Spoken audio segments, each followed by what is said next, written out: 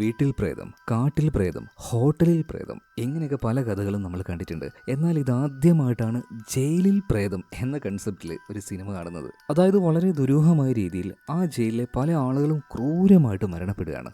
ആദ്യമൊക്കെ ഇതൊരു കൊലപാതകമാണെന്ന് ആൾക്കാർ വിചാരിച്ചെങ്കിലും പിന്നീട് മനസ്സിലായി അതൊരു പ്രേതാണെന്ന്. എങ്ങനെയാണ് ആ പ്രേതം ജയിലിൻ്റെ ഉള്ളിൽ വന്നത്? ആ പ്രേതത്തിന്റെ ലക്ഷ്യം എന്താണ്? കൂടുതൽ കാര്യങ്ങൾ നമുക്ക് നേരെ കഥയിലേക്ക് പോയി തന്നെ മനസ്സിലാക്കാം. So welcome back to Mallu explainer.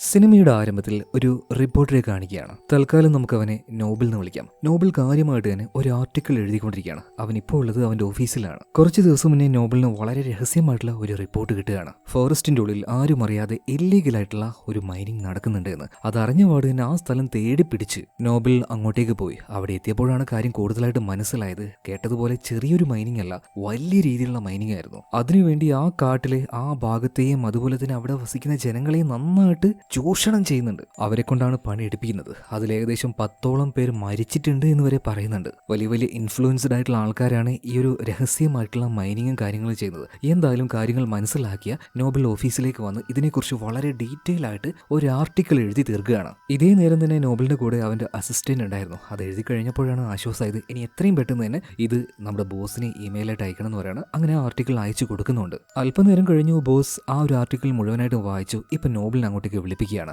ബോസിന്റെ ക്യാബിനിലേക്ക് പോകുന്ന സമയത്ത് നോബിൾ വിചാരിക്കുന്നത് അവൻ വലിയൊരു കാര്യമല്ലേ കണ്ടുപിടിച്ചത്, അതൊരു ആർട്ടിക്കിളായിട്ട് എഴുതിയില്ലേ, ന്യൂസ് ആയിട്ട് ഇനി പബ്ലിഷ് ചെയ്യാനും പറ്റും. ബോസിന് ഇത് നന്നായിട്ട് ഇഷ്ടപ്പെട്ടിരണം, അതുകൊണ്ട് തന്നെ അഭിനന്ദിക്കാൻ വിളിക്കുകയാണെന്നാ. എന്നാൽ നേരെ തിരിച്ചാ സംഭവിച്ചത്. അവൻ നേരെ ബോസിന്റെ ക്യാബിനിലേക്ക് പോയപ്പോൾ ബോസ് ആണെങ്കിൽ ഒടുക്കത്താട്ട്, നീ ആരടാ, പാവങ്ങളെ രക്ഷപ്പെടുത്താൻ വന്ന രക്ഷകനോ? ഇമാതിരി ആർട്ടിക്കിൾ ഒന്നും ഒരു ന്യൂസ് ആയിട്ട് പബ്ലിഷ് ചെയ്യാൻ എന്റെ കമ്പനിക്ക് പറ്റില്ല. പോരാത്തതിന് നീ ആരെക്കുറിച്ചൊക്കെയാണ് ഇതിൽ എഴുതി വെച്ചിട്ടുള്ളത്? വലിയ വലിയ ആൾക്കാർ. എനിക്ക് പണി കിട്ടാൻ ഞാൻ വേറെ എവിടെയെങ്കിലും പോണോ? പിന്നെ ഈ കമ്പനിയിൽ നിൽക്കുമ്പോൾ ഞാൻ പറയുന്നത് പോലെ ചെയ്താൽ മതി. നീ വല്ല ഗോസിപ്പ് കഥകളോ അവഹിത കഥകളോ എഴുതി പിടിപ്പിക്കടാ. ജനങ്ങൾക്ക് അത് വായിക്കാനാണ് ഇഷ്ടം. അധിക നേരം സമയമൊന്നുമില്ല. നീ ഇപ്പൊ എഴുതിയത് കീറി പറിച്ചു കളഞ്ഞിട്ട് പുതിയൊരെണ്ണം എഴുതി ഉണ്ടാക്കിയിട്ട് വേഗം വാന്ന് പറയണം. ഭയങ്കര ഇൻസൾട്ടായിട്ട് നമ്മുടെ നോബിൾ അവിടെ നിന്ന് പോകണം. അവൻ്റെ ഉള്ളിലാണെങ്കിൽ ഭയങ്കര വിഷമം ഉണ്ടായിരുന്നു. ഇതേ സമയത്തിന് ബോസ് ആണെങ്കിൽ നല്ല ദേഷ്യത്തിലാണ്. ആ സമയത്താണ് അയാളുടെ ഭാര്യ വിളിക്കുന്നത്. ആഹാ, ദേഷ്യം പിടിച്ചിരിക്കുന്ന സമയത്ത് ഭാര്യമാര് വിളിക്കുന്നത് ഒരു പ്രത്യേക ഫീലാണ്. എന്തായാലും ഭാര്യ വിളിച്ചത് ചുമ്മാതൊന്നുമല്ല, നന്നായിട്ടിട്ട് ചൊറിയാണ്. ആകെ കൂടി പ്രാന്ത് പിടിച്ച ബോസ് ഭാര്യനെ 4 തെറിയും പറഞ്ഞ് ഫോണും കട്ട് ചെയ്ത് പ്രഷറിൽ അവിടെ അങ്ങനെ ഇരിക്കുകയാണ്. എന്നാൽ ഈ സമയത്താണ് ബോസ് ഒരു കാര്യം ശ്രദ്ധിക്കുന്നത്. അയാളുടെ ചുറ്റും ആരോ പതിയെ ഇങ്ങനെ നടന്നു പോകുന്നത് പോലെ. അയാൾക്ക് കാണാൻ കഴിയാത്ത ആരും ഇവിടെ ഉണ്ടെന്ന് ബോസിന് മനസ്സിലായി. എന്നാൽ പെട്ടെന്നാണ് ബോസിനെ ഞെട്ടിച്ചുകൊണ്ട് ഒരാൾ അങ്ങോട്ടേക്ക് വരുന്നത്. അത് ആരാണെന്ന് കാണിക്കുന്നില്ല.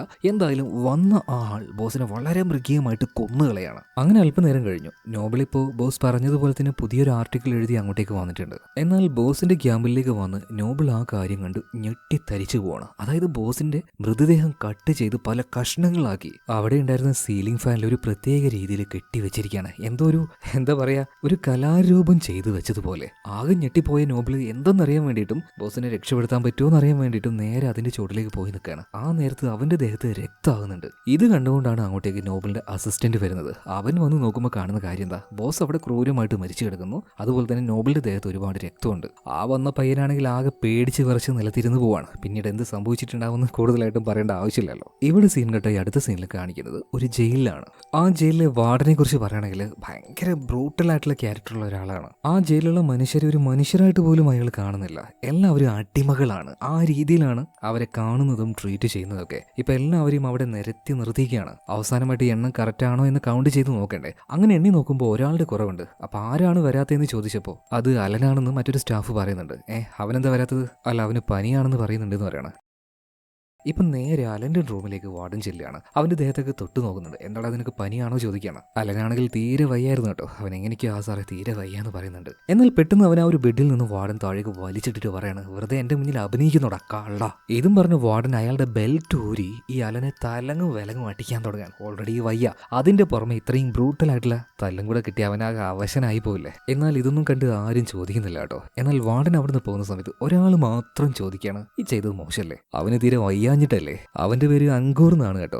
ഈ സിനിമയിലും അത് തന്നെയാണ് പേര്, ഞാൻ മാറ്റിയതൊന്നുമല്ല. ഇപ്പൊ അങ്കൂറിന്റെ അടുത്തേക്ക് നേരെ വാടൻ വരുന്നുണ്ട്. അത് ചോദിക്കാൻ നീ ആരാടെന്ന് പറഞ്ഞിട്ട് ആ ബെൽറ്റ് എടുത്ത് വീശാൻ നിൽക്കുമ്പോൾ അങ്കൂർ അത് പിടിക്കുകയാണ്. അവനത് പിടിച്ചപ്പോൾ വാർഡന് ഇത് ഭയങ്കര ഇൻസൾട്ടായിട്ട് തോന്നുകയാണ്. അതായത് ബാക്കിയുള്ളവർ കാണുമ്പോൾ ഇവനിക്ക് വാർഡനെ പേടിയില്ല എന്നല്ലേ വിചാരിക്കുള്ളൂ. ഭയങ്കരമായിട്ട് വാർഡന് ഈഗോ ഹേട്ടാവുകയാണ്. അപ്പൊ തന്നെ ബാക്കിയുള്ള പോലീസുകാർ വരുന്നുണ്ട്. അങ്കൂറിനെ പിടിച്ചു വെക്കുകയാണ്. വാർഡൻ പിന്നെ ഒന്നും നോക്കിയില്ല, ആ ബെൽറ്റ് വെച്ച് പട്ടിയെ തല്ലുന്നത് പോലെ അങ്കൂറിനെ അവിടെ ഇട്ട് തല്ലുകയാണ്. അതിനുശേഷം മറ്റൊരു റൂമിൽ കൊണ്ടുപോയിട്ട് പൂട്ടി പൂട്ടിയിടാൻ പറയണം. ഇന്ന് ഭക്ഷണവും വെള്ളം ഒന്നും കൊടുക്കണ്ടെന്ന് പറയുന്നുണ്ട്. അങ്ങനെ അല്പനേരം കഴിഞ്ഞു. ഭക്ഷണം കഴിക്കാനുള്ള നേരമായിട്ടുണ്ട്. എല്ലാവരും നേരെ ക്യാൻറ്റീനിലേക്ക് പോവാണ്. ഓരോരുത്തരും ഓരോ ഭാഗത്തായിട്ടിരിക്കുന്നത്. അതായത് ഒരുപാട് ഗ്യാങ്ങുകൾ ഇവിടെ ഉണ്ട്. ഇപ്പൊ അങ്കൂറിന്റെ ഗ്യാങ്ങിലുള്ള ആൾക്കാരെ കാണിക്കുകയാണ്. അതിൽ പ്രധാനപ്പെട്ട ആളാണ് ഇർഫാൻ. ഏത് സമയത്തും വായ പൂട്ടാതെ സംസാരിച്ചിരിക്കുന്നവനാണ്. അതുപോലെ തന്നെ ഇവരുടെ ടീമിൽ കുറച്ച് റിലീജിയസ് ആയിട്ടുള്ള ഒരുത്തനുണ്ട്. എപ്പോഴും തൊപ്പിയിട്ടാ നടക്കുക. ജെഫ്രി എന്നാണ് അവന്റെ പേര്. അതുപോലെ തന്നെ ബെൻ എന്ന പേരുള്ള കുറച്ച് പ്രായമായിട്ടുള്ള ഒരാൾ കൂടെ ഉണ്ട്. എന്നാൽ ഇവരുടെ ലീഡറായിട്ടുള്ള അങ്കൂർ ഇപ്പൊ കൂടെയില്ല. അവനെ മറ്റൊരു റൂമിൽ പൂട്ടിയിട്ടിരിക്കുകയാണല്ലോ, ഭക്ഷണവും വെള്ളം ഒന്നും കൊടുക്കാതെ. അതുകൊണ്ട് തന്നെ അലൻ ഉണ്ടല്ലോ, നേരത്തെ അവന് വേണ്ടിയിട്ടാണല്ലോ അങ്കൂർ സംസാരിച്ചതും അടികൊണ്ടതും. ആ അലൻ ഇവരുടെ അടുത്ത് വന്നിരിക്കുന്നുണ്ട്. ഇപ്പൊ കുറച്ച് അസുഖമെല്ലാം ഭേദമായിട്ടുണ്ട്. അങ്ങനെ ഓരോ കാര്യങ്ങൾ സംസാരിക്കുന്നതിനിടയിൽ ഈ അലൻ ഇവരോടൊരു കാര്യം പറയുന്നുണ്ട്. എടോ, എനിക്ക് ഈ മരിച്ച ആൾക്കാരുണ്ടല്ലോ അവരെ കാണാൻ പറ്റും, ആത്മാക്കളെ കാണാൻ പറ്റും എന്നൊക്കെ പറയണം. എന്നാൽ ഇർഫാൻ ഇത് കേട്ട അവിടെ എന്താ ചെയ്യുന്നത്? പൂരെ ചിരിയിരിക്കുകയാണ്. അവനെ തെറിയും വിളിക്കുകയാണ്. നിന്നെ പോലുള്ള കുറെ ഉഡായിപ്പ് സെറ്റപ്പുകൾ ഉണ്ട്, അങ്ങനെയുള്ളവന്മാർ ഇവിടെ വന്ന് കെടുക്കുകയും ചെയ്യും. എന്നാൽ അലൻ പറയുന്നുണ്ട്, എടാ ഞാൻ വെറുതെ പറഞ്ഞതല്ല, ഞാൻ പറയുന്നതിലൊക്കെ കുറച്ചൊക്കെ സത്യം ഉണ്ടെന്ന് പറയണം. ഒന്ന് പോയടാ അവിടെ നിന്ന് പറഞ്ഞിട്ട് എല്ലാവരും ഇപ്പോൾ അലനെ പുച്ഛിക്കുകയാണ്. ഇതേ സമയത്താണ് അങ്ങോട്ടേക്ക് മറ്റൊരാൾ വരുന്നത്. അവന് നമുക്ക് വേണമെങ്കിൽ ഹെൻറി എന്ന് വിളിക്കാം. ഈ ഹെൻറി ശരിക്കും ഇവരുടെ ഗ്യാങ്ങിലുള്ള ആളല്ല. ഈ ജയിലിൽ തന്നെ അത്യാവശ്യം ഡ്രഗ്സും കാര്യങ്ങളും വിൽക്കുന്ന ഒരു ഗ്യാങ് ഉണ്ട്. ആ ഗ്യാങ്ങിൽപ്പെട്ട ആളായിരുന്നു ഈ ഹെൻറി. ഹെൻറി ശരിക്കും ഇങ്ങോട്ടേക്ക് വന്ന് തന്നെ അങ്കൂറിനെ കാണാൻ വേണ്ടിയിട്ടാണ്. ഇവൻ ആരെയോ പേടിക്കുന്നുണ്ട്. മറ്റാരെയല്ല, അവന്റെ ടീമിനെ തന്നെയാണ്. അവരിവൻ എന്തോ ചെയ്യാൻ പോവാണ്. സോ രക്ഷ തേടി വന്നതാണ് അങ്കൂറിന്റെ അടുത്തേക്ക്. എന്നാൽ അങ്കൂർ ഇവിടെ ഇല്ലല്ലോ. പണിഷ്മെന്റിന്റെ പേരിൽ അങ്കൂറിനെ മറ്റൊരു റൂമിൽ പൂട്ടിയിട്ടിരിക്കുകയാണല്ലോ. ഇവനാണെങ്കിൽ ഒരുമാതിരി പേടിച്ച് ഒളിച്ചിരിക്കാൻ ശ്രമിക്കുന്നൊക്കെ ഉണ്ട്. ഇതിനിടയിലാണ് ആ ഡ്രഗ് ഗ്യാങ്ങിലെ ഒരാൾ എഴുന്നേറ്റ് അതിലൂടെ പോകുന്ന ഒരു പാവത്തിനെ വെറുതെ പിടിച്ചടിക്കുകയാണ്. അതായത് ഒരു കാറിന് ഉണ്ടാക്കുകയാണ്, അലമ്പുണ്ടാക്കുകയാണ്. അപ്പൊ ഈ അടി ഉണ്ടാകുന്ന സമയത്ത് എല്ലാവരും അങ്ങോട്ടേക്ക് പോയി നോക്കുമല്ലോ എന്താ പ്രശ്നം എന്ന് അറിയാനായിട്ട്. എന്നാൽ നേരത്തെ ആ ഒരു പേടിച്ചു വന്ന ഹെൻറി ആണെങ്കിൽ ഇതിലെന്തോ പ്രശ്നം ഉണ്ടെന്ന് കരുതിയിട്ട് അങ്ങോട്ടേക്ക് പോകുന്നില്ല. ഇതേ നേരം തന്നെ ആ ഡ്രഗ് ഗ്യാങ്ങിൽ ഉണ്ടായിരുന്ന ഒരു മൊട്ട, അവനെ കാണുമ്പോൾ തന്നെ ചിരി വരും. ഇവൻ കയ്യിൽ ചെറിയൊരു പിച്ചാത്തി എടുത്ത് വന്നിട്ട് ആരുടെയും ശ്രദ്ധ ഇങ്ങോട്ടേക്ക് വരുന്നില്ല എന്ന് മനസ്സിലാക്കി നേരെ ബാക്കിലേക്ക് പോയി അവിടെ ഒറ്റയ്ക്ക് നിൽക്കുന്ന ഹെൻറിയുടെ പള്ളക്കിട്ടൊരു കുത്തുകുത്തുകയാണ്. എന്നിട്ട് പതിയെ അവിടുന്ന് പോകുന്നുണ്ട്. ആരും ഈ ഒരു കാര്യം കണ്ടില്ല. എന്നാൽ അലൻ ഈ ഒരു കാര്യം കാണുന്നുണ്ട്. പിന്നീട് അവിടെ ഉണ്ടായത് ആ അടിയും പിടിയും എല്ലാം കഴിഞ്ഞപ്പോൾ ആൾക്കാർ പോയി നോക്കുമ്പോൾ മരിച്ചു കിടക്കുന്ന ഹെൻറിയാണ് കാണുന്നത്. വേഗം തന്നെ പോലീസുകാരോട് ഈ കാര്യം അവർ പറയുന്നുണ്ട്. ഇതിനുശേഷം കാണിക്കുന്നത് നമ്മുടെ അങ്കൂറിനെയാണ്. അങ്കൂറിനെ കാണാനായിട്ട് ആരും വന്നിട്ടുണ്ട് കേട്ടോ. മറ്റാരുമല്ല, അവന്റെ 2 മക്കൾ തന്നെയാണ്. എന്നാൽ പിള്ളേരുടെ കൂടെ അവരുടെ അമ്മ ഉണ്ടായിരുന്നില്ല. അതായത് അങ്കൂറിന്റെ ഭാര്യ. നിങ്ങളുടെ അമ്മ എവിടെയെന്ന് മക്കളോട് ചോദിച്ച സമയത്ത് അവർ പറയാണ്, അമ്മയ്ക്ക് അച്ഛനെ തീരെ ഇഷ്ടമില്ല. അതുപോലെ തന്നെ അമ്മയ്ക്ക് പുതിയൊരു ഭർത്താവിനെയും കിട്ടിയിട്ടുണ്ട്. എന്നാൽ അത് കേട്ട സമയത്ത് അങ്കൂറിന് ദേഷ്യമൊന്നും വരുന്നില്ല കേട്ടോ. അവനിപ്പോൾ മക്കളോട് പറയുന്നത്, അത് പിന്നെ അമ്മയ്ക്കും വേണ്ട ഒരു ലൈഫ്, പക്ഷേ പുതുതായിട്ട് വരുന്ന ആളുണ്ടല്ലോ, അത് നിങ്ങൾ നന്നായിട്ട് നോക്കിയാൽ മാത്രം മതി, എനിക്ക് അത്രേ ഉള്ളൂ. ഈ സമയത്ത് ആ പിള്ളേര് പറയുന്നുണ്ട്, അച്ഛന് പകരമായിട്ട് മറ്റാരും ആകൂല ഞങ്ങൾക്ക്. അതുകൊണ്ട് തന്നെ ഇപ്രാവശ്യം അച്ഛൻ യാതൊരു പ്രശ്നം ഉണ്ടാക്കരുത്. 7 മാസം മാത്രമേ ഉള്ളൂ. 7 മാസം കഴിഞ്ഞാൽ അച്ഛന് പുറത്തു വരാൻ പറ്റുമല്ലോ. അതായത് ഇവിടെ നടക്കുന്ന ഏതെങ്കിലും ഒരു പ്രശ്നം കണ്ടാൽ അതിൽ ഈ അങ്കൂർ ഇടപെടും. അതുകൊണ്ട് തന്നെ അവന്റെ പണിഷ്മെന്റിന്റെ ആ ഒരു കാലാവധി അങ്ങനെ കൂട്ടി കൊണ്ടുപോവാണ്. ഇപ്പൊ അങ്കൂറിന്റെ മക്കള് ഒരു ഫോട്ടോ എടുക്കുന്നുണ്ട്. അവരുടെ 2 പേരുടെയും ഫോട്ടോ ആണ്. അച്ഛാ, എന്തെങ്കിലും പ്രശ്നം ഉണ്ടാക്കണമെന്ന് തോന്നുമ്പോൾ ഞങ്ങളുടെ മുഖം ഒന്ന് നോക്കിയാൽ മതി, ഞങ്ങൾക്ക് ആരുമില്ല അച്ഛാ. അങ്കൂർ ഇപ്പൊ അവർക്ക് വാക്ക് കൊടുക്കുന്നുണ്ട്. ഇല്ല മക്കളെ, നിങ്ങൾ പേടിക്കേണ്ട, അച്ഛൻ അധികം വൈകാതെ വരുന്നു പറയാണ്. അങ്ങനെ സമയം കഴിഞ്ഞു. അങ്കൂർ നേരെ അവന്റെ കൂട്ടുകാരുടെ അടുത്തേക്ക് ചെല്ലാണ്. ഈ സമയത്താണ് അവർ പറയുന്നത്, എടാ മറ്റേ ആ ഒരു ഡ്രഗ് ഗ്യാങ്ങിലെ ഹെൻറി ഉണ്ടല്ലോ, അവനെ അവര് തന്നെ കുത്തി കൊന്നു എന്ന് പറയാണ്. ഇതേ സമയം ഈ കാര്യങ്ങളൊക്കെ കണ്ട നമ്മുടെ അലൻ ഉണ്ടല്ലോ, വല്ലാതെ ഡിസ്റ്റേബ് ആയിട്ടിരിക്കുന്നത് പോലെ കാണിക്കുന്നുണ്ട് കേട്ടോ. ഇനിയിപ്പോ സത്യത്തിൽ അവൻ പറഞ്ഞതുപോലെ തന്നെ അവന് ആത്മാക്കളെ കാണാൻ കഴിയുന്നുണ്ടാവുമോ? എന്തായാലും ഈ സമയത്താണ് അവിടെ ഉണ്ടായിരുന്ന സൈറൻ മുഴങ്ങുന്നത്. അതായത് പുതിയ ജയിൽ പുള്ളികളെ ഇങ്ങോട്ടേക്ക് കൊണ്ടുവരികയാണ്.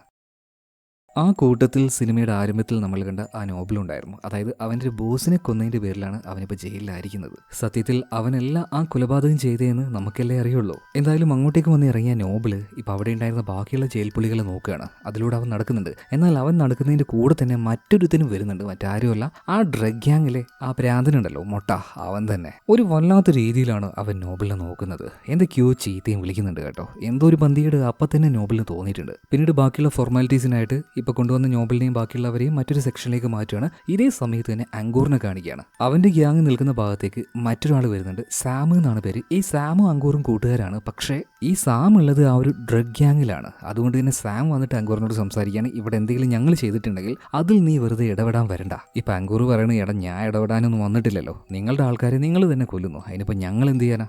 ഒന്നും ചെയ്യാൻ പാടില്ല, അങ്ങനെയാണ് ബോസ് പറയാൻ പറഞ്ഞത്. ഇവരുടെ ബോസിന്റെ പേര് ഹെൻഡ്ര എന്നാണ് കേട്ടോ. ഇതിനുശേഷം കാണിക്കുന്നത് പുതുതായിട്ട് വന്ന ജയിൽ പുള്ളികളുണ്ടല്ലോ, അവരുടെ ബാക്കിയുള്ള ഫോർമാലിറ്റീസ് അവിടെ നിന്ന് തീർക്കുകയാണ്. ഡ്രസ്സ് മാറ്റുന്നുണ്ട്, അവരുടെ ബോഡി ചെക്ക് ചെയ്യുന്നുണ്ട്, ബാക്കിയുള്ള എല്ലാ വിവരങ്ങളും എടുക്കുന്നുണ്ട്. ഇതിനുശേഷം നമ്മുടെ ഇർഫാനെയും ഇർഫാന്റെ കൂടെയുള്ള ബെന്നിനെയും കാണിക്കുകയാണ്. ഈ ബെന്ന് ആളൊരു ടീച്ചറേറ്റ് ആയിരുന്നു. അയാളെ കാണാൻ വന്ന അയാളുടെ ഒരു സ്റ്റുഡന്റ് അയാളുടെ ചെവിയിൽ വെക്കുന്ന എന്തൊരു തരം ഒരു ഹെഡ്സെറ്റ് കൊടുക്കുന്നുണ്ട് കേട്ടോ. അത് ഇർഫാനെ കാണിച്ചുകൊണ്ട് അതിനെക്കുറിച്ച് ചില കാര്യങ്ങൾ ബെൻ അങ്ങനെ സംസാരിച്ചുകൊണ്ടിരിക്കുമ്പോഴാണ് പോലീസുകാർ നമ്മുടെ നോബിളുമായിട്ട് അങ്ങോട്ടേക്ക് വരുന്നത്. അപ്പം തന്നെ ബെൻ നൈസായിട്ട് അവിടെ നിന്ന് മുങ്ങുന്നുണ്ട് കേട്ടോ. ഇതേ നേരം അവിടെ നിന്ന് ഇർഫാനെ പോലീസുകാർ വിളിക്കുന്നുണ്ട്, ഒരു കാര്യം ചെയ്യ്, ഇവിടുത്തെ കാര്യങ്ങളെല്ലാം നീ ഇവന് പറഞ്ഞു കൊടുക്കുക. കൊടുക്കുക. പിന്നീട് നോബിളിനെ ഈ ഇർഫാന്റെ അടുത്തേക്ക് ആക്കിയിട്ട് പോലീസുകാർ പോവാണ്. അപ്പം തന്നെ ഇർഫാൻ പറയുന്നുണ്ട്, പൊന്നു മോനെ, പറയുന്ന കാര്യങ്ങളൊക്കെ വ്യക്തമായിട്ട് ഓർത്തു വെച്ചോ. നാളെ പോലീസുകാർ വന്നിട്ട് ബാത്റൂം എവിടെയെന്നൊക്കെ നിന്റെ അടുത്ത് ചോദിക്കുമ്പോൾ കറക്റ്റായിട്ട് നീ കാണിച്ചു കൊടുത്തില്ലെങ്കിൽ അടി കിട്ടാൻ പോകുന്നത് എനിക്കാണ്. ദയവ് ചെയ്ത് അടി മേടിച്ചു തരരുത്. പിന്നീട് അവിടെ ഉണ്ടായിരുന്ന ഓരോ കാര്യങ്ങളും ഈ നോബിളിന് ഇർഫാൻ കാണിച്ചു കൊടുക്കുന്നുണ്ട്. ബാത്റൂം അവിടെയാണ്, പ്ലേ ഏരിയ എവിടെയാണ്, അലക്കുന്ന സ്ഥലം എന്താ അവിടെയാണ്, കുളിക്കുന്ന സ്ഥലം എന്താ ഇപ്പുറത്താണ്, അങ്ങനെ ഓരോന്നും കാണിച്ചു കൊടുക്കുന്നുണ്ട്. ഇതിന് ശേഷം ഇർഫാൻ മറ്റൊരു കാര്യം പറയുന്നുണ്ട്, ഒരു കാരണവശാലും എന്താ ആ ഇരിക്കുന്ന ഗ്യാങ് ഉണ്ടല്ലോ അവരുടെ അടുത്തേക്ക് പോവാനേ പാടില്ല, ഡേഞ്ചറാണ്, നിന്റെ ജീവൻ തന്നെ പോയി എന്ന് വരാം. അവരുടെ ഗ്യാങ്ങിന്റെ പേരെന്താണെന്നറിയോ? ഹെൻഡ്ര. ആ പേര് വരാൻ കാരണം എന്താ അറിയോ? ആ ഗ്രൂപ്പിന്റെ ലീഡർ ഈ ഹെൻഡ്ര തന്നെയാണ്. പിന്നെ വേറൊരു കാര്യം, ഈ ഒരു ജയിലിൽ ഈ ഹെൻഡ്രക്ക് ഭയങ്കര ഇൻഫ്ലുവൻസ് ആണ്. കുറെ കാശൊക്കെ ഇവിടുത്തെ പോലീസുകാർക്ക് കൊടുത്തിട്ട് അവർക്ക് വേണ്ട രീതിയിലുള്ള ഡ്രഗ്സും കാര്യങ്ങളെല്ലാം ഇതിന്റെ ഉള്ളിലേക്ക് കൊണ്ടുവരുന്നുണ്ട്. അപ്പൊ അതുകൊണ്ട് ഞാൻ പറയാണ്, ഡേഞ്ചർ ഗ്യാങ് ആണ്, വെറുതെ അങ്ങോട്ടേക്ക് പോയി മുട്ടാൻ നിൽക്കണ്ട. ഈ സമയം ഈ നോബിളി ചോദിക്കുന്നുണ്ട്, അല്ല ഇർഫാനെ, നിന്റെ ഗ്യാങ് ഏതാണെന്ന് ചോദിക്കുമ്പോൾ നമ്മുടെ അങ്കൂറിനെയും അവന്റെ കൂടെ നിൽക്കുന്ന ബാക്കിയുള്ളവരെയും കാണിച്ചു കൊടുക്കുകയാണ്. ദാ ആ നിൽക്കുന്ന കണ്ടോ, അവരാണ് എന്റെ ഗ്യാങ്. എന്റെ ഗ്യാങ്ങിൽ തന്നെ കുറച്ച് പ്രായമായ ഒരു തന്തയെ കണ്ട, അയാളുടെ പേരാണ് ബെൻ, ഒരു ടീച്ചറായിരുന്നു. അപ്പൊ അയാളുടെ ആ ഒരു കോളേജിൽ നടക്കുന്ന എന്തൊക്കെയോ ചില അഴിമതികൾ ഇയാളൊന്ന് പുറത്തേക്ക് എക്സ്പോസ് ചെയ്യാൻ നോക്കി. അവസാനം എന്താ സംഭവിച്ചത്? ആ കുറ്റം മുഴുവൻ അയാളുടെ തലയിൽ തന്നെ ഇട്ട് അയാൾ ഇപ്പൊ ജയിലിൽ അടച്ചിരിക്കുകയാണ്. പിന്നെ ആ തൊപ്പിയിട്ടവനെ കണ്ടോ, അവന്റെ പേരാണ് ജെഫ്രി. നമ്മുടെ കൂട്ടത്തിൽ ഏറ്റവും റിലീജിയസ് ആയിട്ടുള്ള ആളാണ്. 5 നേരം നിസ്കരിക്കും, ഭയങ്കര വിശ്വാസിയാ. അങ്ങനെ വലിയ വിശ്വാസിയാണെങ്കിൽ ഇവൻ എങ്ങനെ ജയിലിൽ വന്നേന്ന് നോബിളി ചോദിക്കുകയാണ്. അത് പിന്നെ പ്രാർത്ഥിച്ചാൽ എന്തൊക്കെയോ കിട്ടുമെന്ന് പറഞ്ഞിട്ട് ചില ആൾക്കാരുടെ കയ്യിൽ നിന്ന് കുറച്ച് കാശൊക്കെ മേടിച്ചായിരുന്നു. അങ്ങനെയാണ് അവസാനം ജയിലിലായത്. ഫസ്റ്റ്. പിന്നെ വേറൊരുത്തിനെ കണ്ടോ, പാവത്തിനെ പോലെ നിൽക്കുന്ന അലൻ. അവിടുന്ന് ഇവിടുന്നൊക്കെ വെറുതെ അടിയും മേടിച്ചിട്ട് വരും. ഒരു പാവത്താനാ. അല്ല, അവനെങ്ങനെയാ ജയിലിലായെന്ന് ചോദിച്ചപ്പോൾ ഫേസ്ബുക്കിൽ എന്തോ ഒരു ഫ്രോഡ് കാണിച്ചു, ഏതോ ഒരു പെണ്ണിന്റെ കയ്യിൽ നിന്ന് കുറച്ച് പൈസ അടിച്ച് മാറ്റാൻ നോക്കി, അങ്ങനെയാണ് ജയിലിൽ വന്നത്. പിന്നെ നമ്മുടെ ഗ്രൂപ്പിലെ മെയിൻ ആള്, ആ താടി വളർത്തിയ ആളുണ്ടല്ലോ, അങ്കൂർ, അവനാണ്. അങ്കൂർ എങ്ങനെയാ ജയിലിലേക്ക് വന്നതെന്ന് ചോദിച്ചപ്പോൾ ഈ അങ്കൂറിന് ചെറിയൊരു ഭൂമിയും കാര്യങ്ങളൊക്കെ ഉണ്ടായിരുന്നു. എന്നാൽ ആ ഏരിയയിലേക്ക് പുതിയ എന്തോ ഒരു പ്രൊജക്റ്റുമായിട്ട് വന്ന ഒരു വലിയ ഭൂമാഫിയ അവന്റെ ഭൂമി അവന്റെ കയ്യിൽ നിന്നും തട്ടിയെടുക്കാൻ നോക്കി. നിയമപരമായിട്ട് അതിനെ പ്രതിരോധിക്കാനായിട്ട് അങ്കൂർ കുറേയധികം ശ്രമിച്ചെങ്കിലും അവസാനം അവൻ തോറ്റുപോയി. അപ്പൊ ആ ഒരു ദേഷ്യത്തിൽ അങ്കൂർ എന്താ ചെയ്തതെന്നറിയോ? അതിന്റെ ആ ഒരു മുതലാളിയുടെ വീട്ടിലേക്ക് ചെന്നിട്ട് അയാളെ വെടി വെച്ചങ്ങോട്ട് കൊന്നു. അങ്ങനെ ഇവിടെയുള്ള ഓരോരുത്തർക്കും ഓരോ കഥകളാണ്. അല്ല, നീ എന്തിനാ ജയിലിൽ വന്നതെന്ന് നോബിളിനോട് ഇർഫാൻ ചോദിച്ചപ്പോൾ അത് പിന്നെ ഒരാളെ കൊന്നതിന്റെ പേരിലെ അപ്പൊ വലിയ ഉള്ളിയാണല്ലേ? എന്നാൽ നോബിൾ പറയുന്നത്, ഞാൻ ആ കൊലപാതകം ചെയ്തിട്ടൊന്നുമില്ല, അത് വേറെ ആരോ ചെയ്ത് അവസാനം എന്റെ തലയിൽ ഇട്ട് തന്നെയാണ്. ഓക്കെ വാ, വേറെയും കുറച്ച് സ്ഥലങ്ങൾ കാണിച്ചു തരാണ്ട് പറഞ്ഞിട്ട് ഈ ജയിലിൽ തന്നെ വേറെ ബ്ലോക്കുകളുണ്ട്. അതിപ്പോൾ നോബിളിന് കാണിച്ചു കൊടുക്കുകയാണ്. അതിൽ പ്രധാനപ്പെട്ടതാണ് കെ ബ്ലോക്ക്. ഫുള്ള് VIP കളാണ്. അവർക്ക് ആ രീതിയിലുള്ള ഭക്ഷണങ്ങളും സൗകര്യങ്ങളും എല്ലാം അവിടെ കൊടുക്കുക കേട്ടോ. TV, ഫോൺ, AC, അങ്ങനെ എല്ലാ സൗകര്യങ്ങളും ഉണ്ടാവും. വലിയ വലിയ പൈസക്കാർക്ക് വേണ്ടിയുള്ള ഒരു സ്ഥലമാണിത്. ബാക്കിയുള്ളവർക്ക് മര്യാദക്ക് തിന്നാൻ വരെ ഒന്നും കൊടുക്കില്ല. എന്നാൽ ഇവർക്കാണെങ്കിലും രാജകീയമായ ട്രീറ്റും. അങ്ങനെ ഓരോ കാര്യങ്ങളൊക്കെ സംസാരിച്ച് പിന്നീട് റൂമിലേക്ക് പോകാൻ നിൽക്കുന്ന നോബിളിനോട് ഇർഫാൻ നിന്റെ റൂം നമ്പർ എത്രയാണെന്ന് ചോദിക്കുന്നുണ്ട്. 30 എന്ന് നോബിൾ പറയാണ്. അത് കേട്ട് ഇർഫാന് ചെറുതായിട്ടൊന്ന് പേടിയാവുന്നുണ്ട്. 30 എന്ന് ഉറപ്പല്ലേ? അല്ല, നീ എന്താ അങ്ങനെ ചോദിക്കുന്നത് നോബിൾ ചോദിച്ചപ്പോൾ ഇർഫാൻ പറയണത്, അത് പിന്നെ ആ ഒരു ഡ്രഗ് ഗ്യാങ് ഉണ്ടല്ലോ, അതിൽപ്പെട്ട ഒരുത്തനുണ്ട്, ഒരു പ്രാന്തനാണ്, ഒരു മൊട്ട. ആ മുട്ടയെക്കുറിച്ച് പറഞ്ഞപ്പോൾ തന്നെ നോബിളിന് ആള് മനസ്സിലായി. അതായത് അവൻ ഈ ജയിലിലേക്ക് വന്ന സമയത്ത് അവനെ രൂക്ഷമായി നോക്കി തെറി വിളിച്ച ഒരാളുണ്ടല്ലോ, അവൻ തന്നെ. വെറുതെ അവന്റെ റൂമിൽ നിന്നെ കൊണ്ടുപോയിട്ടില്ല, ഇതിന്റെ പിന്നിൽ എന്തോ ഒരു പ്ലാനിങ് ഉണ്ട്. ഒന്നില്ലെങ്കിൽ നിന്നെ ഉപദ്രവിക്കാൻ, അല്ലെങ്കിൽ നിന്നെ കൊല്ലാൻ.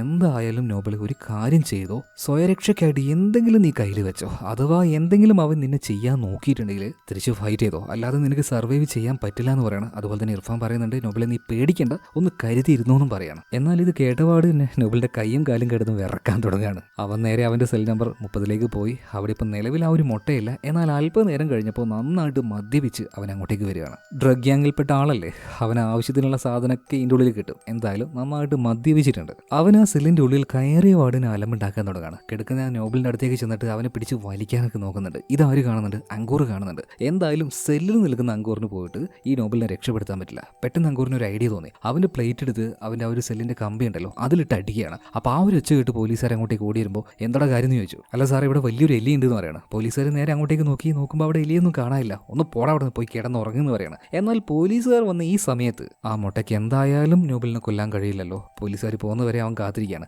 എന്നാൽ അവൻ നന്നായിട്ട് മദ്യപിച്ചിരുന്നത് കൊണ്ട് തന്നെ അല്പനേരം കൊണ്ട് അവന്റെ ബോധം പോകുന്നുണ്ട് കേട്ടോ. അങ്ങനെ ആ രാത്രിയിൽ നോബിളിന് ഒന്നും പറ്റിയില്ല, ജീവൻ പോയില്ല, തടിക്ക് കേടും വന്നിട്ടില്ല. എന്നാൽ എങ്ങനെയൊക്കെയോ ആ ഒരു രാത്രി മര്യാദക്ക് കിടന്നുറങ്ങാൻ പോലും പറ്റാതെ അങ്ങോട്ട് തീർക്കുകയാണ്. പിറ്റേ ദിവസം രാവിലെ ആയപ്പോൾ ഇവരുടെ ഗ്രൂപ്പിലെ അലനുണ്ടല്ലോ, ഇന്നലെ പനിയാണ് തലവേദനയാണെന്നൊക്കെ പറഞ്ഞ അവൻ ഇന്നും ഒരു പ്രശ്നവുമില്ല, നല്ല ഉഷാറ്, നിലത്ത് ഇറങ്ങിയിട്ട് പുഷപ്പൊക്കെ അടിക്കുക. എന്താടാ നിനക്ക് ഇത്ര പെട്ടെന്ന് ഉഷാറ് വന്നെന്ന് ബാക്കിയുള്ളവർ ചോദിച്ചപ്പോൾ എന്താണെന്നറിയില്ല, എനിക്കെന്തോ ഭയങ്കര ഉഷാറ് വന്നതുപോലെ ഫീലാന്ന്. പിന്നീട് എല്ലാവരും കുളിക്കാനായിട്ട് ബാത്റൂമിന്റെ ഭാഗത്തേക്ക് പോയ സമയത്ത് ഈ നോബിളിനെ വെറുതെ ചൊറിയാനായിട്ട് ആ ഒരു മുട്ട വീണ്ടും വരുന്നുണ്ട്. എന്നാൽ മുട്ടയുടെ അടുത്തേക്ക് ചെന്ന അങ്കൂർ അവന് പിടിച്ചു മാറ്റാണ്. വെറുതെ ആവശ്യമില്ലാതെ ഇവിടെ കിടന്ന് കളിക്കാൻ നിൽക്കേണ്ട, മര്യാദക്ക് വിട്ടു നിന്നോന്ന് പറയാം. അങ്ങനെ തൽക്കാലം മുട്ട അവിടെ നിന്ന് പോകുന്നുണ്ട്. പിന്നീട് എല്ലാവരും അവരുടേതായ ഡ്യൂട്ടി എടുക്കാനായിട്ട് പോകുന്നുണ്ട്. ഇതേ നേരം തന്നെ ഒന്ന് അപ്പി ഇടാനായിട്ട് ഈ മുട്ട നേരെ ടോയ്ലറ്റിലേക്ക് പോവാണ്. അവൻ അവിടെ ഇരിക്കുന്ന സമയത്ത് അവന്റെ അരികിലേക്ക് ആരോ വന്നതുപോലെ അവന് തോന്നുന്നുണ്ട്. ഓൾറെഡി നല്ല ദേഷ്യത്തിലായിരുന്നു ഈ മുട്ട. അതിന്റെ പിന്നാലെ ആരോ അങ്ങോട്ടും ഇങ്ങോട്ടും നടക്കുന്നത്. ഭയങ്കര ദേഷ്യം വന്ന മുട്ട അവിടെ നിന്ന് ചാടി എഴുന്നേൽക്കാണ്. ഞാൻ അപ്പി ഇടുന്നത് എത്തി നോക്കാൻ ആരാണ് ഇങ്ങോട്ടേക്ക് വന്നതെന്ന് പറഞ്ഞു നോക്കുമ്പോൾ അവിടെ ആരും കാണാനില്ല. എന്നാൽ മറ്റൊരു ടോയ്ലറ്റിന്റെ ഉള്ളിൽ നിന്ന് എന്തോ ഒരു ശബ്ദം കേട്ട് അവൻ അതിന്റെ താഴേക്ക് നോക്കുമ്പോൾ 2 കാലുകൾ കാണുന്നുണ്ട്. അത് പതി അങ്ങനെ പൊന്തി പോവാണ്. ദേഷ്യം വന്ന മുട്ട എന്താക്കിയെന്നറിയോ, അവിടെ ഉണ്ടായിരുന്ന 2 കമ്പി ചവിട്ടി പൊളിച്ചെടുക്കുകയാണ്. എന്നിട്ട് ആ ബാത്റൂമിന്റെ വാതിൽ ചവിട്ടി പൊളിച്ചു നോക്കുമ്പോൾ അതിന്റെ ഉള്ളിൽ ആരും ഉണ്ടായിരുന്നില്ല.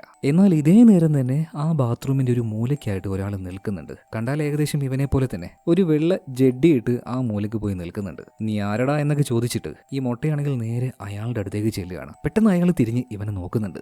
ആദ്യം ആ ഒരു മുഖം കണ്ട സമയത്ത് ശരിക്കും മുട്ടയൊന്ന് പേടിച്ചു പോയട്ടോ. അതായത് ഏകദേശം അവന്റെ മുഖം പോലെ തന്നെ, എന്നാൽ ആ മുഖത്ത് നിറയെ കുറേ കുഴികള്, അതിലേക്ക് ചെറിയ ചെറിയ കണ്ണുകളും. ആരായാലും ഇങ്ങനൊരു സാധനത്തിനെ കണ്ടാൽ പേടിച്ച് അവിടെ ഓടുകല്ലോ. എന്നാൽ ഇവൻ എന്താ ചെയ്തതെന്നറിയോ, അതിനെ അറ്റാക്ക് ചെയ്യാൻ നോക്കുകയാണ്. ഓൾറെഡി കയ്യിൽ 2 ഇരുമ്പ് വടികളുണ്ടല്ലോ, അത് വെച്ച് അടിച്ചു. എന്നാൽ അപ്പം തന്നെ ആ രൂപം അവന്റെ കയ്യിൽ നിന്നും അത് മേടിച്ച് അവന്റെ 2 കൈകളും ചേർത്ത് പിടിച്ച് അമർത്തുകയാണ്. അത് ആദ്യം ഒട്ടിപ്പോയതുപോലെ അവന് തോന്നുന്നുണ്ട്. വേദന കൊണ്ട് അവൻ കരയുന്നുണ്ട്. എന്നാൽ എങ്ങനെയൊക്കെയോ കൈകൾ ഊരിയെടുത്ത് അവൻ നേരെ മേലേക്ക് പൊന്തിച്ച കറക്റ്റ് ആ സമയം തന്നെ ആ രൂപം അതിന്റെ കയ്യിലുണ്ടായിരുന്ന ആ 2 കമ്പിയും അവന്റെ കയ്യിലേക്ക് കുത്തി കയറ്റുകയാണ്. കയ്യിൽ കൂടെ കയറിയെന്ന് മാത്രമല്ല, അത് നേരെ പോയി കയറുന്നത് അവന്റെ കണ്ണിലാണ്. അതായത് അവന്റെ കണ്ണിൽ കൈപ്പത്തി വെച്ച രീതിയിൽ ആ 2 കമ്പിയും കുത്തി കയറി നിൽക്കുകയാണ്. ഒന്നും കാണാനും കഴിയുന്നില്ല, വേദന എടുക്കുന്നുണ്ട്, വല്ലാതെ പേടിയായിട്ടുണ്ട്. പിന്നെ എങ്ങനെയൊക്കെയോ അവൻ അങ്ങനെ ഇഴഞ്ഞിഴഞ്ഞു പോകുന്ന സമയത്ത് ആ സാധനം പിന്നാലെ വന്നിട്ട് അവന്റെ 2 കാലും പിടിച്ച് ഒരൊറ്റ കീറലാണ്. വളരെ മൃഗീയമായ രീതിയിൽ മുട്ടേനെ ആ സാധനം കൊന്നു കളഞ്ഞു. എന്നാൽ ഇതേ നേരം തന്നെ ബാത്റൂമിലേക്ക് പോകുന്ന അലൻ ഇതേ മുട്ട തന്നെ അതിലൂടെ നടന്നു പോകുന്നത് കാണുന്നുണ്ട്. എന്നാൽ ഒരു പ്രത്യേക രീതിയിലാണ് അവരങ്ങനെ നടന്നു പോകുന്നുണ്ട്. എന്തായാലും അവൻ എന്താ പറ്റിയെന്ന് നോക്കാൻ വേണ്ടിയിട്ട് നോബിൾ നേരെ അവന്റെ ആ ഒരു സെല്ലിനുള്ളിലേക്ക് പോയി നോക്കിയപ്പോൾ അവിടെ അവൻ ഉണ്ടായിരുന്നില്ല. പകരം മുട്ടയുടെ കൂടെ ഉണ്ടായിരുന്ന നോബിൾ മാത്രമേ ഉള്ളൂ. എന്നാൽ ഇതേ നേരത്താണ് അവിടെ സൈറൻ മുഴങ്ങുന്നത്. പോലീസുകാരൊക്കെ അങ്ങോട്ടേക്ക് ഓടി വരുന്നുണ്ട്. അവർ പോകുന്നത് ബാത്റൂമിന്റെ ഭാഗത്തേക്കാണ്. സംഭവം എന്താണെന്ന് അറിയാൻ വേണ്ടി ബാക്കിയുള്ള എല്ലാവരും അങ്ങോട്ടേക്ക് ഓടിച്ചെന്ന് നോക്കുമ്പോൾ കാണുന്ന കാഴ്ച എന്താ, നമ്മുടെ മുട്ടയുണ്ടല്ലോ, ആ മുട്ടയെ കീറി പറിച്ച് 16 കഷ്ണങ്ങളാക്കിയിട്ട് അവിടെ ഉണ്ടായിരുന്ന ഷവറിൽ കൊളത്തിയിട്ടിരിക്കുകയാണ്. സത്യത്തിൽ ഇത് കണ്ട പോലീസുകാരും അതുപോലെ തന്നെ അവിടെയുള്ള എല്ലാ ജയിൽ പുള്ളികളും പേടിച്ച് വിറച്ച് അവിടെ വീണ് വരെ പോകുന്നുണ്ട് കേട്ടോ. സത്യത്തിൽ എന്താ സംഭവിച്ചതെന്ന് ഇവർക്കാർക്കും മനസ്സിലാവുന്നില്ല. എല്ലാവരും വിചാരിക്കുന്നത് ഒരു കൊലപാതകം, ഏതോ ഒരുത്തൻ വന്ന് കൊന്നിട്ട് പോയി. അവന്റെ സ്വഭാവം അത്ര നല്ലതായിരുന്നില്ല, പണി കിട്ടാൻ നല്ല സാധ്യതയുള്ളവൻ തന്നെയാണ്, കയ്യിലിരിപ്പ് അത്ര മോശമാണേ.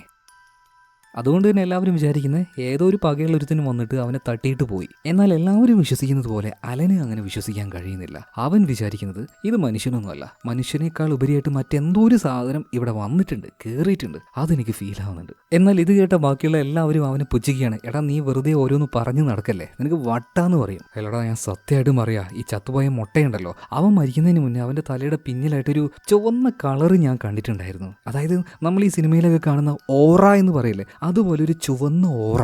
അവന്റെ പിറകിൽ മാത്രമല്ല നിങ്ങളുടെ എല്ലാവരുടെയും പിറകിലായിട്ട് ഇതുപോലെ പല നിറത്തിലും ഞാൻ ഓരോന്നും കാണുന്നുണ്ട്. എന്നാൽ കൂട്ടത്തിൽ ഒരുതിന് ദേഷ്യം വന്നിട്ട് പറയണ ഓറയല്ല ഉറ, ഞാനൊന്നും പറയുന്നില്ല, മര്യാദക്ക് മിണ്ടാതിരുന്നോ നീ, നിന്റെ വട്ടുകൊണ്ട് നമ്മളത്തേക്ക് വരണ്ടെന്ന് പറയണം. എന്നാൽ ഇതേ നേരം തന്നെ അങ്ങോട്ടേക്ക് നോബിൾ വരുന്നുണ്ട് കേട്ടോ. നോബിളിനെ കണ്ട് ഈ അലൻ ഞെട്ടിപ്പോവാണ്. അതായത് എല്ലാവരുടെയും പിന്നിൽ അവൻ എന്തോ ഒന്ന് കാണുന്നുണ്ട് എന്ന് പറയുന്നില്ലേ, അതുപോലെ ഒന്നും ഈ അലന്റെ പിന്നിൽ കാണുന്നില്ല. മാത്രമല്ല വീണ്ടും അലൻ മറ്റൊരാളുടെ പിന്നിൽ ഇതുപോലെ തന്നെ ഒരു ചുവന്ന ഓറ കാണുന്നുണ്ട്. അത് മറ്റാരുമല്ല, അവിടുത്തെ കിച്ചണിലുണ്ടായിരുന്ന കുക്കിന്റെ ആയിരുന്നു. ഇവരെ പോലെ തന്നെയുള്ള ഒരു ജയിൽ പുള്ളിയാണ് അയാളും. ഇപ്പൊ പെട്ടെന്ന് തന്നെ അലൻ പറയണതാ കണ്ടോ കണ്ടോ അങ്ങോട്ടേക്ക് നോക്ക്, അവന്റെ പിന്നിലുണ്ട് ആ ഒരു ചുവന്ന നിറം. എല്ലാവരും നോക്കുന്നുണ്ട്, എന്നാൽ ആരും അങ്ങനെ ഒരു കളർ കാണുന്നേ ഇല്ല. ഇപ്പൊ ബെന്നി പറയണ എന്റെ പൊന്നു അല, നീ നിന്റെ വായി പൂട്ടിയൊന്ന് നിൽക്ക്, 2 ദിവസം മുന്നേ കിട്ടിയതൊന്നും പോരെ. ഇതേ നേരം തന്നെ വാർഡൻ അങ്ങോട്ടേക്ക് വരുന്നുണ്ട്. ഇയാൾ വന്ന വാർഡ് ചോദിക്കുന്നത് സത്യം പറഞ്ഞു, ആരാണ് ആ മുട്ടയെ കൊന്നത്? നിങ്ങളായിട്ട് പറയുകയാണെങ്കിൽ കുഴപ്പമില്ല, പക്ഷെ ഞങ്ങൾ കണ്ടുപിടിച്ച് കഴിഞ്ഞാൽ അടിച്ച് എല്ല് പൊളിച്ച് കളയെന്ന് പറയണം. അതുവരെ നിങ്ങൾക്ക് ഭക്ഷണവും തരില്ല എന്ന് പറയണം. ഈ സമയത്ത് ആ കൂട്ടത്തിലുണ്ടായിരുന്ന ഒരുത്തൻ പറയാണ്, എന്താണ്, ഇവിടെ ഒരാൾ മരിച്ചുപോയി, അപ്പോൾ അതിനെ തുടർന്ന് ഇൻവെസ്റ്റിഗേഷൻ ഒന്നും ഇല്ലാതെ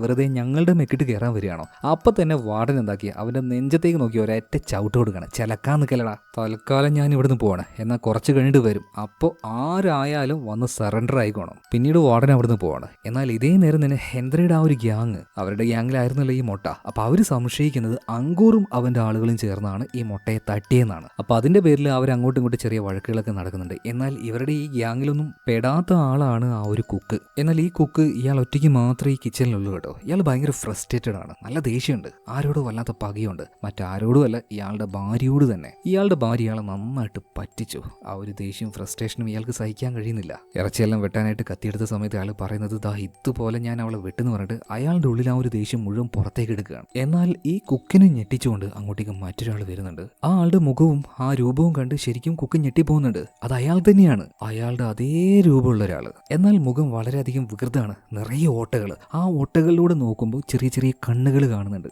എന്തായാലും ആ വന്ന സാധനം കുക്കിനെ ആ ടേബിൾ മലത്തി കിടക്കുകയാണ്. എന്നിട്ട് അയാളുടെ കയ്യിലുണ്ടായിരുന്ന ആ കത്തി എടുത്തിട്ട് പല തവണ വെട്ടി വെട്ടി വെട്ടി വെട്ടി കഷ്ണങ്ങളാക്കി എടുക്കുകയാണ്. ആ കുക്ക് മരണപ്പെട്ടു പോയി. എന്നാൽ ഇതിനു ശേഷം നമ്മുടെ അലൻ നോക്കുമ്പോൾ കിച്ചണിൽ നിന്നും ആരും ഇതുപോലെ ഇറങ്ങി പോകുന്നത് കാണുന്നുണ്ട്. മറ്റാരുമല്ല, ആ ഒരു കുക്ക് തന്നെ. ഇപ്പൊ ബാക്കിയുള്ളവരാണെങ്കിൽ അങ്ങോട്ടും ഇങ്ങോട്ടും അടിയുണ്ടാക്കിക്കൊണ്ടിരിക്കുകയാണ്. ഈ സമയത്ത് കിച്ചണിലേക്ക് പോയി നോക്കിയ അലൻ ആ കാര്യം കണ്ട് ഞെട്ടുകയാണ്. അതായത് ആ കുക്ക് പല കഷ്ണങ്ങളാക്കി മൃഗീയമായിട്ട് മരണപ്പെട്ട് കിടക്കുന്നു. അലന്റെ കരച്ചിൽ കേട്ട് എല്ലാവരും അങ്ങോട്ടേക്ക് വന്ന് നോക്കുകയാണ്. ശരിക്കും എല്ലാവരും പേടിക്കുന്നുണ്ട്, അത്രയും മൃഗീയമായിട്ടാണ് ആ കുക്കിന്റെ ശരീരം അവിടെ വെച്ചിരിക്കുന്നത്. അങ്ങനെ കുറച്ച് സമയം കഴിഞ്ഞു. ഇപ്പൊ അങ്കൂറും ബാക്കിയുണ്ടായിരുന്ന എല്ലാവരും അലൻ പറയുന്ന കാര്യം അത് മുഴുവനായിട്ടും തള്ളിക്കളയുന്നില്ല. അവൻ്റെ അടുത്ത് ചോദിക്കുകയാണ്, അല്ല ശരിക്കും നിനക്ക് എന്താ തോന്നുന്നത്? അലൻ പറയാണ്, ആ മുട്ട അവൻ മരിക്കുന്നതിന് മുന്നേയും ഈ കുക്ക് മരിക്കുന്നതിന് മുന്നേയും അവരുടെ പിറകിലായിട്ട് ഒരു ചുവന്ന നിറം, ഒരു ഓറ പോലെ ഞാൻ കണ്ടിട്ടുണ്ടായിരുന്നു. അങ്ങനെ ഓരോ ആൾക്കാരുടെ പിന്നിൽ ഓരോ നിറങ്ങൾ ഞാൻ കാണുന്നുണ്ട്. പക്ഷെ ചുവപ്പ് കണ്ടത് അവരുടെ പിന്നിലായിരുന്നു. എന്നാൽ നമ്മുടെ കൂടെയുള്ള ഈ നോബിൾ ഉണ്ടല്ലോ, ഇവന്റെ പിന്നിലായിട്ട് യാതൊരു വെളിച്ചവും ഞാൻ കാണുന്നില്ല. ഇനി ഞാനൊരു സത്യം പറയട്ടെ, ഈ പറയുന്ന കാര്യങ്ങളൊക്കെ ഞാൻ കാണുന്നുണ്ടെങ്കിലും ഇതിനെപ്പറ്റി എനിക്കൊരു മാങ്ങാത്തൊലി അറിയില്ല.